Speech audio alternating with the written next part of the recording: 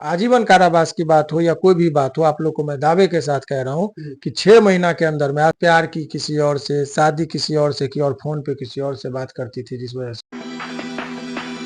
नमस्कार। आज से 2 साल पहले आरती छोटू प्रकरण सामने आया था, जिसमें आरती के कृत्यों का बहुत ज्यादा सामाजिक बहिष्कार हुआ था। चूंकि आरती ने परिवार से बहिष्कार करके छोटू के साथ प्रेम प्रसंग रचाया था और छोटू के जिस तरीके से हत्या हुई थी, उस मामले में लेके द्विपक्षीय वार्ता हुई थी। जिस समय आरती और छोटू के प्रकरण में मानव मूल्यों को देखते हुए शिवनंदन भारती, जो कि पटना हाईकोर्ट के अधिवक्ता हैं, वो इसमें शामिल हुए थे और आरती के पूरे परिवार का बेल इन्होंने करवाया था। लेकिन आज सबसे बड़ी खबर सामने निकल के आ रही है कि आरती के पूरे परिवार को 8 लोगों को कम से कम उसमें उम्र कैद की सजा हुई। तो क्या उनको भविष्य में भी ताउम्र उम्र कैद काटना पड़ेगा या इसमें कुछ हो सकता है, इससे हम जानेंगे। सर शिवनंदन भारती सर, बहुत स्वागत है। जी, बहुत बहुत शुक्रिया आपका भी। सर, ये केस तो आप पर मतलब आपने देखा है, ये केस बहुत खासा चर्चा में रहा। पूरा पटना ही नहीं, पूरा इंडिया इसको देख रहा था। आरती छोटू प्रकरण में आज उनके पूरे परिवार को 8 लोगों को उम्र कैद हुआ है सर। तो क्या अब उनको पूरा जिंदगी उम्र कैद होगा? देखिए, अभी जैसे आप लोगों के माध्यम से मुझे खबर जब मिली कि वहां पर अररिया कोर्ट में उनको आजीवन कारावास हो गया। जी शुरुआती दौर में जब मैंने यहाँ से बेल करा दिया तो ट्रायल के लिए निचली अदालत यानी कि अररिया डिस्ट्रिक्ट कोर्ट में जी इनका ट्रायल चल रहा था। वहाँ एक एडवोकेट है मुजाहिर बाबू, जो इस केस को वहाँ पर देख रहे थे, उन लोगों का केस। जब इनका बेल मैंने कराया था, उसके बाद वहाँ पर ट्रायल खुला।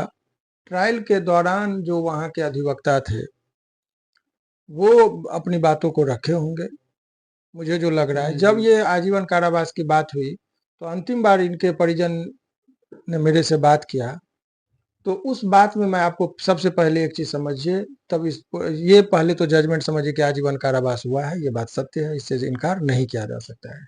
दूसरी और अहम बात कि किस परिस्थिति और किस हालात में हुआ है और आगे क्या होगा, इस पर मैं आपको बता दूं कि ये जो सजा हुआ है, इसमें जो इनके आरती के जो पिताजी हैं, जी एक तरह के से समझिए कि वो उनके मर्जी से सजा हुआ है। वो स्वयं इस दुनिया में अब जीना नहीं चाहते थे, बाहरी दुनिया में रहना नहीं चाहते थे। बेटी का जो कर्तव्य था, जो जो उसका कुकृत्य था, जी वो तो गलत की सामाजिक तौर पर, लेकिन वो प्रत्येक दिन अपने बाप को चिढ़ाने के लिए और अपने परिवार को चिढ़ाने के लिए अश्लील वीडियो से लेके क्या-क्या नहीं आपत्तिजनक वीडियो बनाकर वायरल करवाती थी। इसके पिताजी जब कभी भी बोलते थे, समाज में हम किस मुँह से जिए? कौन जो भी लोग देखते हैं हमको मन-मन मुस्कुराते हैं, या लोग आपस में भी बात करते हैं या किसी को दूसरे को भी देख के हँसते हैं, तो मुझे ये महसूस होता है कि हम ही को देखकर ये लोग हँस रहे हैं या हम ही को देखकर लोग चिढ़ा रहे हैं। तो बाहरी दुनिया अब रहने और जीने लायक हमारी बेटी नहीं रखी कि हम बाहरी दुनिया को फेस कर पाएँ। और बेटी के कुकर्म की वजह से अब हम इस सारी दुनिया से, अब या तो हमारे पास आत्महत्या के अलावा और कोई भी जगह नहीं है। तो इसी वजह से सर हमको जेल ही जाने दीजिए, मत बचाइए हमको, हमारा कोई डिफेंस मत लीजिए, इत्यादि चीज़ वो कहते हैं। हमने उनको समझाने की कोशिश किया कि आप अपने केस को बढ़िया वकील रख के वहाँ पर लोअर कोर्ट में देखिए, हाई कोर्ट में जब आएगा मामला हम लोग देखेंगे।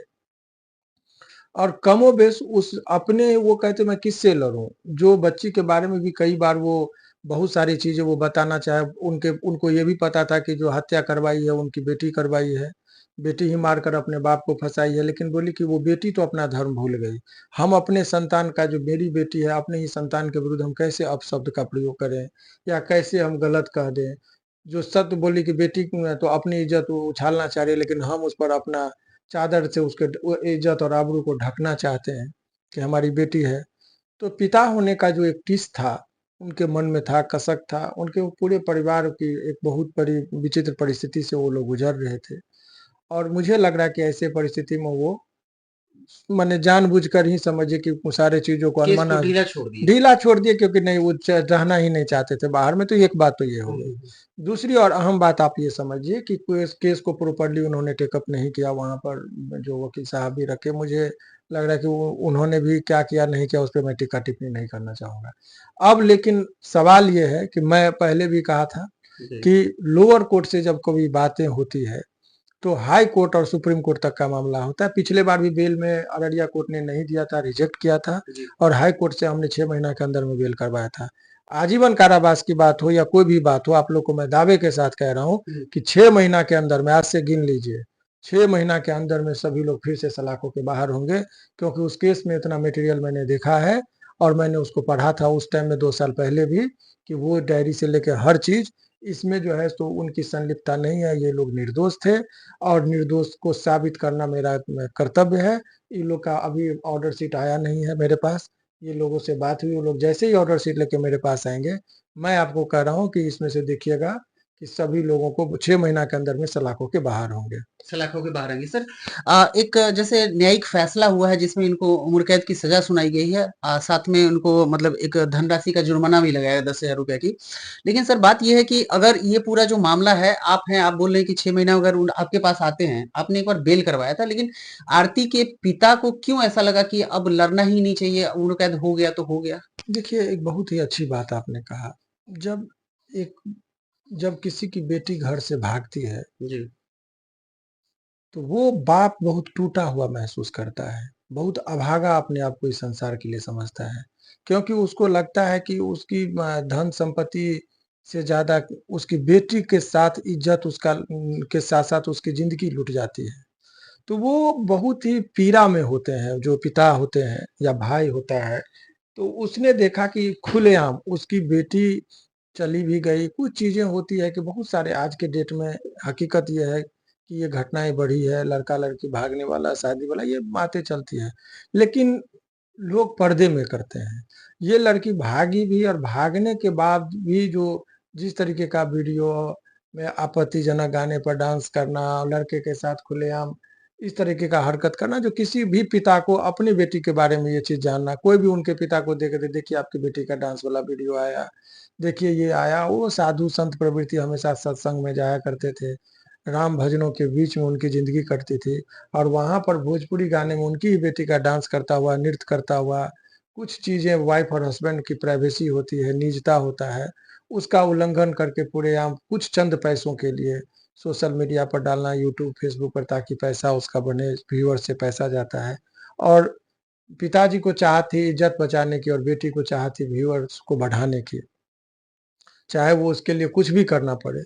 तो ऐसे में बहुत ही पीड़ादायक था उनके पिताजी के लिए और कई बार बोलते-बोलते वो रोते भी थे हमारे पास कि सर प्लीज़ हमको मत बचाइए, हमको जेल जाने दीजिए, क्योंकि बाहरी दुनिया में अब हम जी नहीं पाएँगे जिस हिसाब से इज़्ज़त को तार-तार की आपने मार दी, हम लोग को फँसा दी, ये बात हम किसको समाज में कहेंगे?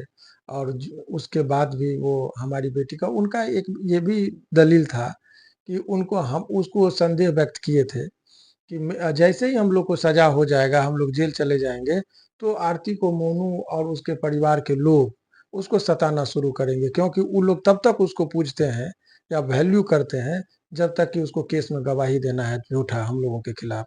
जैसे ही वो गवाही दे देगी, उसका वैल्यू खत्म। और हुआ भी, आजकल का वीडियो देखिए, वो खुद लाइव आकर बोली है कि उसको मोनू मारा है, पीटा है, क्योंकि अब उसका काम खत्म हो गया, उसकी गवाही हो गई, उसको उस घर में थोड़े टिकने देगा वो लोग, क्योंकि उन लोगों की भी अपनी प्रतिशोध है। तो वो प्रतिशोधात्मक कार्रवाई उस पर हुआ और ये सब चीज़ों का जो भी चीज़ चल रहा है, तो उन्होंने यही कहा कि हम भगवान से यही प्रार्थना करते हैं कि ऐसी बेटी किसी को भगवान कोख में ना दे, कि एक बेटी ऐसी बेटी पैदा ली कि उसके पूरे परिवार को बर्बादी के कगार पर ला दिया, कंगाल बना दिया। और आरती के बारे में उनके पिताजी का कहना था कि ऐसी बेटी को यदि देखकर ही लोग गर्भावस्था में ही जो अबॉर्शन का चीज़ होता है बेटी और लिंग परीक्षण जो होता है, बोला ऐसी-ऐसी बेटियों को देखकर कुकृत जिस तरह से किया, तो लड़कियों के जो अच्छे बच्चे हैं, लड़कियां जो अपने माँ-बाप को अब नाम को रोशन कर रहे थे, सुनीता विलियम्स देखिए अभी स्पेस में गई, अनेकों बेटियां हुई जो अपने पिता का नाम रोशन किया, लेकिन ये बेटी पूरे खानदान के साथ-साथ बर्बादी का इस कदर कि जिसका उस केस से कोई लेना-देना नहीं था, चाहे वो उसकी भाभी हो, भाभी का भाई हो चंदन, जीजा हो पवन, वो सारे लोगों को एक तरह से विधवा करके अपने सुहाग को उसका और एक चीज़ है कि वो प्यार की किसी और से, शादी किसी और से की और फ़ोन पे किसी और से बात करती थी, जिस वजह से मोनू मारा भी। चाहे तो आप वीडियो को देख भी लीजिए, चला भी लीजिए। तो उसका बोला भी मोनू कि प्यार की किसी और से, शादी की मुझसे और बात किसी फ़ोन से और किसी और से करती थी, इसीलिए उसको मारा गया है। तो इस तरह की भी विवादें 2 दिन 28 तारीख की बात मैं बता रहा हूँ। तो ये तमाम तरह की बातें चलती रही। अब क्या है इंटरनल हम लोग को पता नहीं। मैं इस तरह के संबंध अमूमन टिकते नहीं है सर, ये बात कैसे तो टिकेगा? इतना क्रूर आदमी किसी का नहीं हो सकता है। जो अपने माँ बाप का नहीं हुआ जी, आपका कैसे हो सकता है? बिल्कुल, बिल्कुल। जो अपने माँ बाप का नहीं हुआ, भाई का नहीं हुआ, बहन का नहीं हुआ, बहनोई का नहीं हुआ, दादी का नहीं हुआ, वो आदमी क्रूर है। और क्रूर आदमी किसी का नहीं होता है, स्वार्थ में लीन है। जो अपने ही बाप और परिवार और भाई को बलि चढ़ा दे हुँ, अपने चंद स्वार्थों की वजह से, ऐसे आदमी के बारे में क्या टिक्का टिप्पणी की जा सकती है? लेकिन सर सजा होना नहीं होना वो तो कोर्ट में, आपको जी, जी, बता जी। दे लोअर कोर्ट में अभी आपने देखा होगा कि फांसी की सजा 9 आदमी को हुआ था, यहाँ से बाइज्जत बरी हुआ है हाई कोर्ट से। जी, जी। तो अभी वहां पर लोअर कोर्ट के उसमें बहुत सारी जजमेंट में खामियां हैं, उस चीज को हम लोग न्यायालय में रखेंगे। वो पूरी तरीके से निर्दोष थे, निर्दोष हैं, और निर्दोष साबित करना मेरा धर्म है। और 6 महीना के अंदर में मैं आपको ऑन कैमरा पूरे खुलेआम कह रहा हूँ कि 6 महीना के अंदर में ये लोग बाहर होंगे, क्योंकि उस केस में जितने मेरिट हैं हाई कोर्ट में उनको न्याय मिलेगा। जी।